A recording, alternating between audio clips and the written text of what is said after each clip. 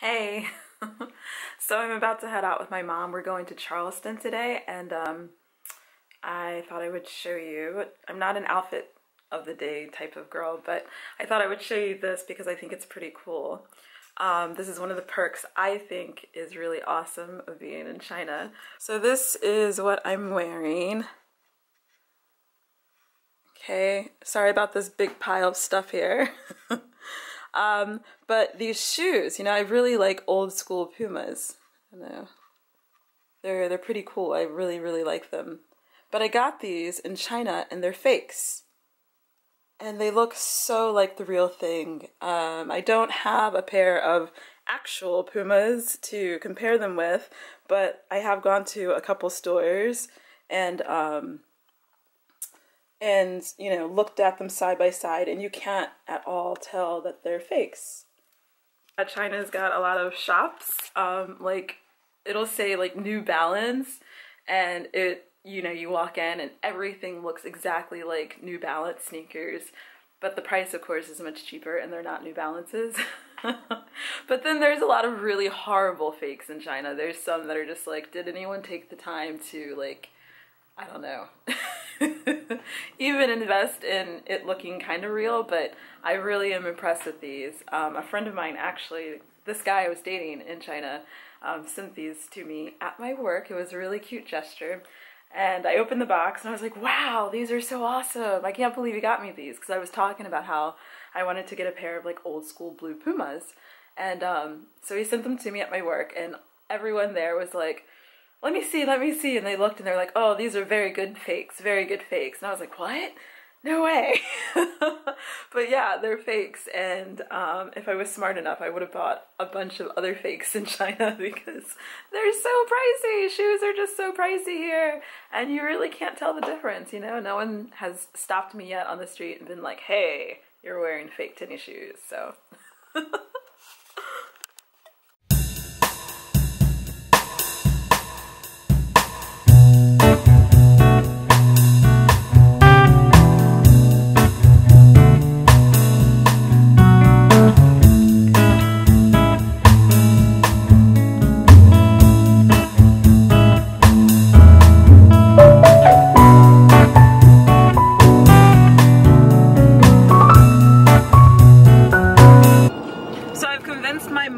to do Airbnb. We were gonna do it when I first, well, not when I first got here, but like maybe maybe a month or so after, or 2 months after my dad passed, I was telling her that she should do Airbnb. And we put it up and we did the listing, and then someone like actually requested to stay at the house. And my mom was like, no, I don't want to do it. And she said, it was too soon because my dad had just passed away and she wasn't ready to do that. But I think it's great. I think it's a really cool thing to meet people from around the US or wherever people are traveling, and you get to make money for just providing a room. And my mom's here like, should I make breakfast for them? And should I do this and that? Should I get snacks? And I'm like, you're not held responsible to feed these people.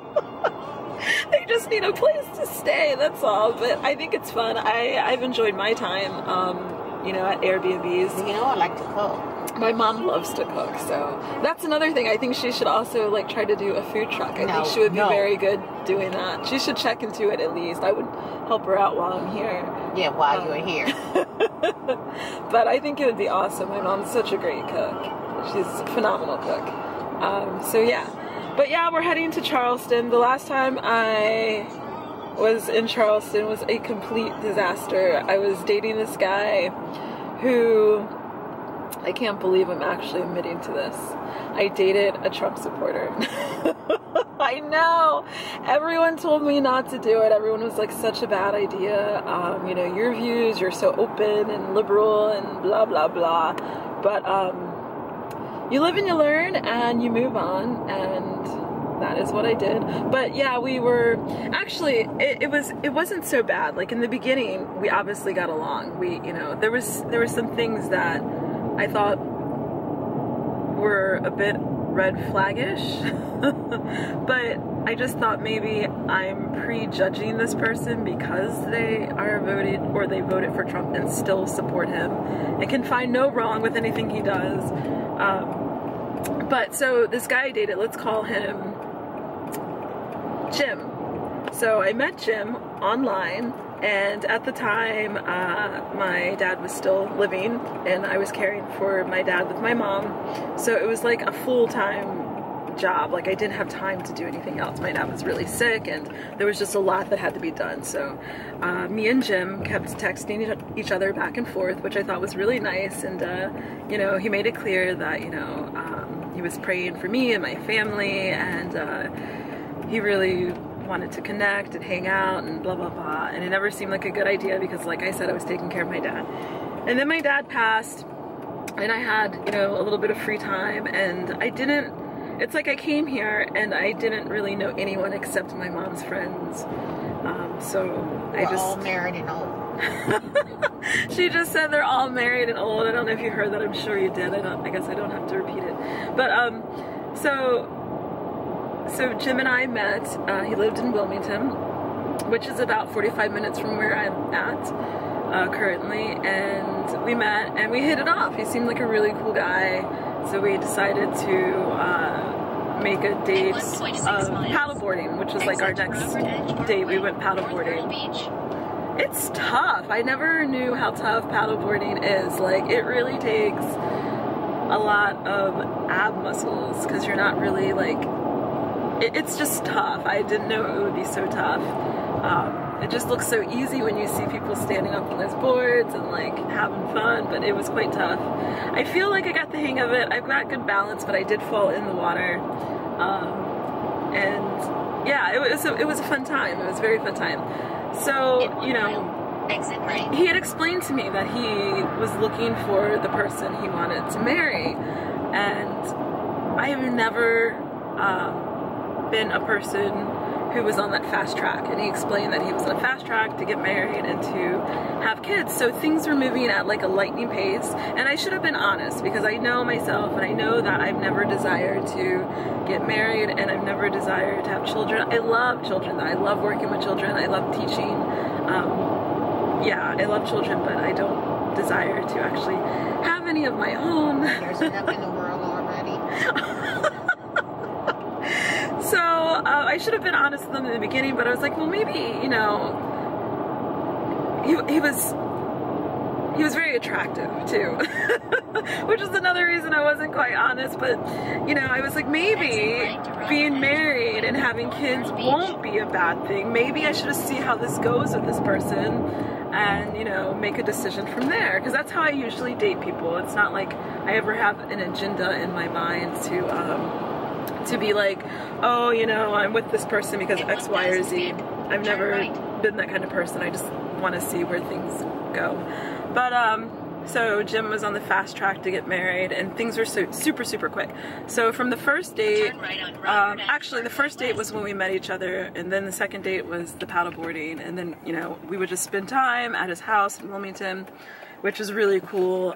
He was an artist, or he is an artist. He made these gorgeous tables with like this natural wood edge, and he would sell like 4 or 5 tables a year, and that would be all he needed to survive, really. He made very good money. The tables were quite expensive, like $8,000 and up. People paid like good money for these. And also he had an artist studio in Wilmington, which took up like a whole city block, and other artists would rent out spaces in this huge studio because he worked with wood, so he needed like a lot of space. And he just seemed really cool, you know. He's an artist. His parents were artists and art collectors, and he just seemed really awesome and open-minded. No. No, and that's the tricky thing about being here in the South, because I'm from the North, you know, I'm from Maryland, where people who I feel are artist types and stuff are usually very liberal, very open-minded. That is not the case here. An and kind international hub. Huh? You were raised in an international hub. Yes, I was raised in a bit of an international hub, and people, you know, are able to see other people and listen to them, I feel a little better than what I've experienced here in the South. I feel like there's a lot of resistance to change here in the South, which is sad, because I feel like change is just opening up your mind and your ears and listening to people would be the first step. And yeah, there's people here who don't want any of that. They want to just stick to what they've been told throughout their lives or what their parents thought, and that's kind of the path that they've chosen, and they don't see any point of listening or changing, which is sad, especially when it's young people. I always feel like young people... Okay, I digress, but anyway, so first date was meeting, second date paddleboarding. We hung out at his house a lot. The second, probably the third week, he gave me a key to his house because I was Uber driving in Wilmington, so he was just like, you know, whenever you're around, you can just come here. And I was like, oh my God. And my mom was like, give that key back. He's gonna try to set you up and say you stole something or whatever. But, you know, it was really cool to be able to, like, you know, go to the bathroom in someone's home, not have to go to a whole bunch of different restaurants where there's so many delicious temptations. People in the South can cook. But once again, I digress. So he gave me a key like the third week of us actually, I guess, being official. Into the third week, we went to Ocracoke Island for like a few days. He has friends who I guess rented a place there, and it was gorgeous. We had a fun time. We spent probably close to a week there. You went fishing? Yeah, he went fishing on a charter boat. I did not go fishing. I hung around the house and explored the town, and you know, we just had such a fun time together. And then maybe a couple weeks after that, we went to a wedding, and I always feel weird about going to weddings with people when you just started dating them, because I feel like a wedding is like a big deal, you know. You're seeing like one of your friends profess their love, and hopefully they'll stay together with that person. And I didn't know, I mean, I've met many of his friends. That was one thing I really liked. He was always introducing me to friends, and which is pretty cool. And we just got along really well, but there were things that were a bit cringy, a bit red flaggish, that I should have paid a little more attention to. But like, I just wanted to hang out with someone, you know. My dad had just passed away, and I just wanted to, I was grieving. I still am grieving. I'm gonna be grieving for the rest of my life.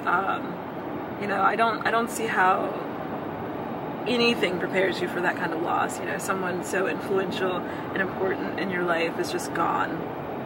So I just wanted to kind of be out of my head and hang out with this person who was different and fun, and see the South, and you know, like, he had lots of free time, you know, because it's like you know, he's an artist, and he didn't have like a set schedule or any rules or any place he had to be at a certain time. So yeah, we went to this wedding, which was really cool, and we had such a fun time at the wedding, and I met a lot of his friends, and it was really, really nice. And then like a couple weeks after that, we went to Charleston, and this is the kicker. This is where everything went downhill so quickly. But we were in Charleston, and the whole vibe just felt really weird. Like, he was supposed to pick me up at a certain time, and he was running late, and he wasn't really happy about all of that, being late. He was really like a punctual person, and I don't really care about time. I'm never on time. I'm always running late. We live on island time. My mom just said, oh, can you guys hear her? I'm sure you can. She's kind of quiet, but she's like, we live on island time. No, we live on black people's time. We do. CP time, color people's time. I know that's horrible, but I feel like I'm always running late. But you know, I try my best to be on time, but I just don't find it a thing that's like, you know, a deal breaker. Like, if you're running late, you're running late. Whereas my best friend, she's so punctual. She's Austrian, and she's always on time.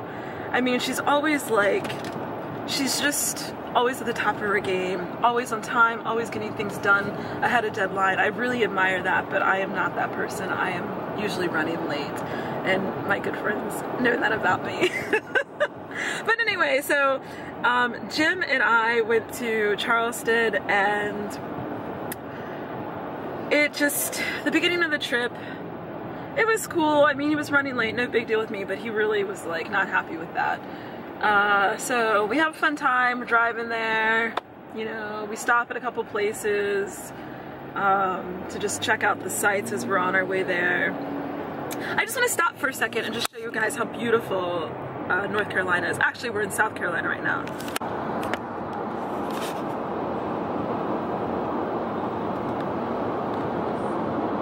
Isn't it gorgeous? Like, the clouds are just unreal. So beautiful. And it's so warm today. It's 80 degrees. It's like 80 degrees, and it's April the 3rd? Yes. Yeah.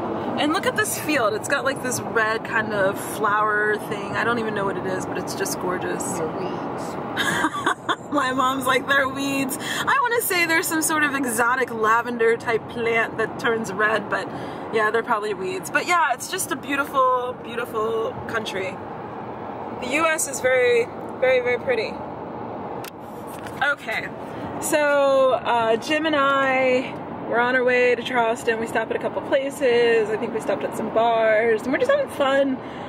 We finally get there, you know, we get to this, we're staying at an Airbnb. The first night's great, we have a fun time, we're kind of tired.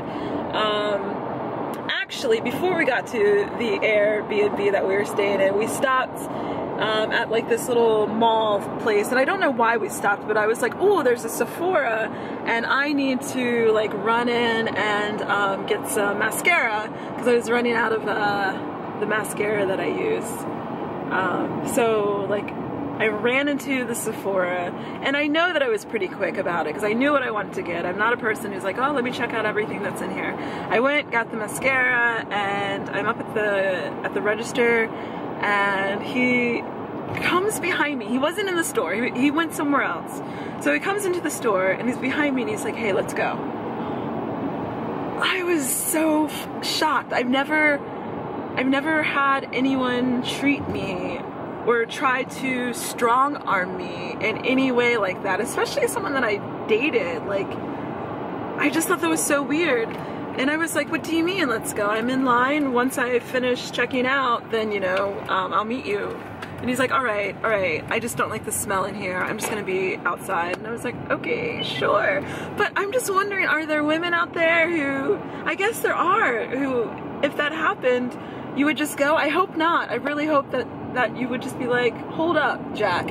No, I'm gonna make my purchases first, and then I will meet up with you. Like, it was so disrespectful, and I was just floored because he's never acted like that. It was actually, yeah, it was really, it was something else. I couldn't believe it. Like, in the 2-3 months that we had been dating, yeah, he never had done anything like that. He wasn't the kind of person who was like, I'll order for you or anything. It just really threw me off my game that he was, you know, but you know, I let it go because he was like, you know, I just don't like the smell in that place. He was really kind of into like naturalness and things like that, which is cool, but I just didn't at all appreciate being told, let's go. That really shocked me. But so, you know, we finally get to, I leave Sephora, have my stuff, we get to our Airbnb, first day's great, the next morning, you know, I'm not a morning person, not a morning person at all, and I like coffee, and he knows that I like coffee, and he went to get coffee in the morning, and he didn't bring me a coffee back, which kind of really annoyed me, because you know, if I was a morning person, I would bring back my significant other coffee if I knew that they liked coffee. And when we were at his house, when I would spend the night or what have you, I would wake up, you know, he would still be in bed or whatever, and I would make coffee and I would bring coffee to him. just because it's like the polite thing to do, you know? And it just floored me that he didn't do that the first time when he came back. And I was like, he actually had like a little bit of leftover coffee in his cup, and he was like, here, you can drink this. And I was like, no thanks, I'll just get coffee whenever we go out. And he was like, oh, all right. So we go out and we're biking around Charleston. It's really pretty, and we go to a bunch of restaurants. We get a little tipsy, and we're biking around, and I love cycling. Like, I don't know how to explain this, but I love being on a bike. Like, I love being on a bike more than driving a car. I love being on a bike more than being a passenger in a car. I just love being on a bike, and I like it so much because you get to see so much more when you're not like inside of a vehicle. So when I was living in Baltimore, I actually sold my car because I fell in love with biking so much, and I bike all year round. So in Baltimore it gets icy and it gets really cold, and I bike all year round. There was no stopping me. Like, you just get used to it, you know, like you just figure it out, you know what to do in the ice and snow, you know what to do in the rain, you know how to get yourself from A to B and be comfortable. And I was fortunate enough at the time when I was in Baltimore biking to and from my job or different places that I worked, that they would, you know, be really cool about it, and they all had like nice restrooms where I could change my clothes if I needed to, or, you know, wash up, what have you. One of the places I worked at was a healthcare place, and they had like full showers and stuff, so it was awesome. I would get to work in the morning, take a shower. It was great. And another place I worked at was on the Under Armour campus. It was a cafe, and the bathroom there was really nice and awesome, and I could just, you know, freshen up there before I went upstairs to work after getting off the bike, because I would bike like, you know, a good amount. But it was cool because my bike rides into work like would be kind of going downhill, so I wouldn't get too sweaty, but going back home was definitely uphill. Like leaving any point I feel in Baltimore from the Inner Harbor, you're actually then going kind of up, and that was a bit tough, but it was okay because I was going home, so, you know, I could like totally get gross and sweaty and get a really good workout and then get home and then shower. But anyway, I love biking, so it just really annoyed me that when I was with Jim in Charleston, that he just had like no care for like proper biking safety, and he didn't want to hear me explain like how you should navigate through traffic, or it was just bizarre. So at some points he would be like, let's turn right, and he would, you know, I would be over in the far left, and he would just like not even really even tell me sometimes. He would just make a right turn, so I would have to kind of, you know, slow down and look around and figure out how to do this or how to navigate it. He just threw caution to the wind. It was just horrible, and I hate when people do that, and I hate when people sometimes don't listen to me because I'm a woman, and I felt like he was starting to display that on this little mini vacation. So that really, really pushed my buttons. That put me in a bad mood for a good portion of our trip. I was just so mad that he, I don't know, was just so not caring that like I was biking with him. He wasn't by himself, and he just was like, let's get on. He would just get on the sidewalk sometimes, and I'm like, what? I don't bike on the sidewalk. I just don't do that. I think it's rude. People walk on sidewalks. It's not for bikes. Continue straight but for 9 minutes he to just, South Carolina 90. I don't know. He just was annoying me with the whole biking illogicalness, and he didn't want to listen to anything I had to say. So that was another red flag on this trip. But then, you know, we met his friends, like one of his friends on the last day, the friend who actually we attended the wedding. We met him on the last day, and we had lunch with this friend, and his friend and I and Jim, we were all discussing different like welfare reforms.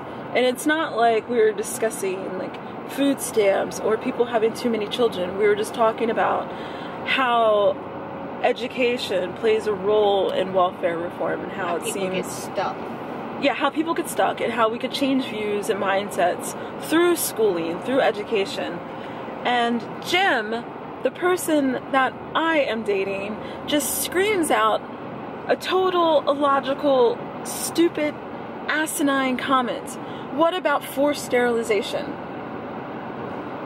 And that's when I knew that we would be no more. Oh my gosh, I wanted to call my mom and have her to pick me up, but I was like, you know, I'm gonna just have him drive me home. But I couldn't believe that someone at his age, 40 plus, would say something so ignorant. It's such a stupid, racist, misogynistic comment. Because one, who in our government would oversee that? Like, what are you talking about? Like, They did it here.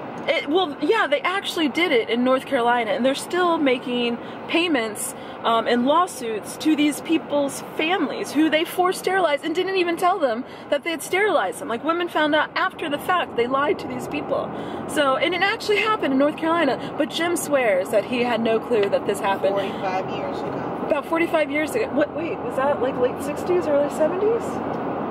70, 80, 89. A little before that, it was in the mid-50s. No, Mom, this actually happened in the 60s. I was Yes, reading that a lot of yes. these cases happened Yes. in the 60s. Well, I said 45 years ago.